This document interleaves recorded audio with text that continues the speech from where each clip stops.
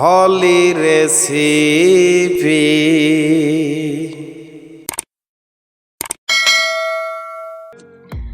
আসসালামু আলাইকুম।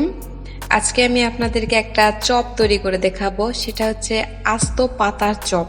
কি পাতার চপ সেটা ভিডিও দেখতে দেখতে আপনাদেরকে দেখাবো এবং বলবো। আশা করি এই ভিডিওটা আপনাদের একটু ভিন্ন রকম লাগবে, ভালো লাগবে। চলেন তাহলে ভিডিওটা স্টার্ট করে নিই। প্রথমে আমরা ব্যাটার তৈরি করব, সেই জন্য আমি 1 কাপের মতো বেসন দিয়ে দিচ্ছি।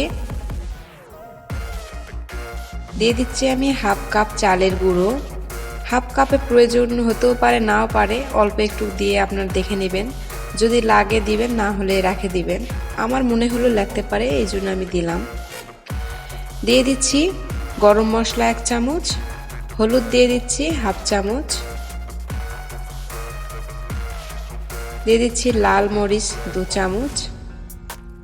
এবার দিয়ে দিচ্ছি নরমাল তাপমাত্রায় থাকা পানি। প্রথমে আমি বলে দিচ্ছি, একেবারে বেশি পানি দেওয়ার কোনো প্রয়োজন নাই, কারণ আমরা যেহেতু রান্না করি অনেক সময় ভুল হয়ে যায়।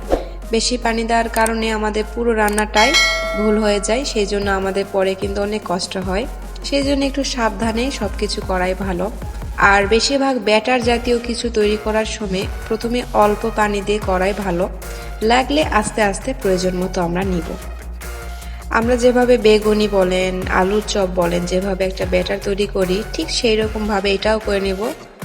একদম বেশি পাতলা, আবার একদম বেশি ঘন না। এই তো দেখতেই পাচ্ছেন, ঠিক এরকমভাবে আমি করে নিয়েছি। এটাকে এখন রেস্টে রেখে দিব আধা ঘন্টার জন্য।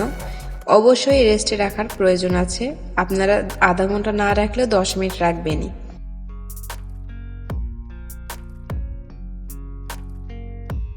আর এখানে আমি পানি নিয়েছি, পানিটাকে এখন আমি গরম করতে দেব। তার আগে আমি আপনাদেরকে দেখিয়ে দেই কি পাতার আমি চপ তৈরি করব। আপনারা কি চিনতে পারছেন এটা কি পাতা? বলেন তো দেখি।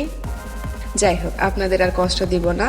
এটা হচ্ছে ফুলকপি আছে না, ফুলকপি, সেটা কচি পাতা। এটা কিন্তু আমরা খাই, বুঝছেন। অনেকে রান্নাতে ভাজি করে খায়, আবার অনেকে এভাবে চপ করে খায়। আমি আপনাদেরকে দেখাবো আমি কিভাবে খাই। পাতাগুলো আমি পানিতে এবার সেদ্ধ করে নিচ্ছি। এটা ফুল সেদ্ধ করতে হবে না, হাফ সেদ্ধ করলেই চলবে। একটু ঢাকনা দিয়ে ভালোভাবে ঢেকে সেদ্ধ করে নেব।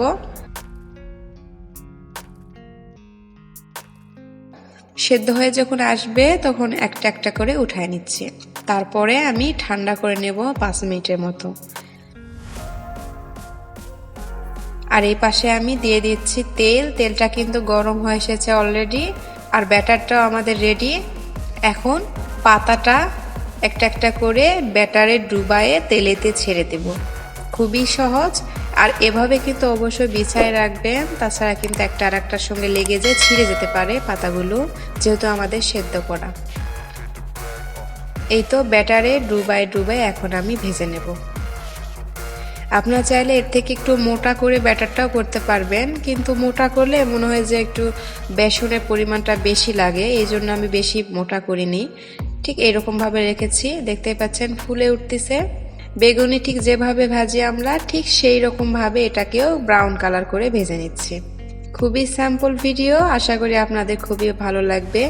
আর বাসায় যদি কপি আনেন তাহলে এইরকম পাতা তো অনেক সময় আমাদের থেকে যায়, একটা হলেও তৈরি করে দেখবেন। যদি ভালো লাগে অবশ্যই আপনাদের ফেভারিট ডিশে একটা পরিণত হয়ে যাবে।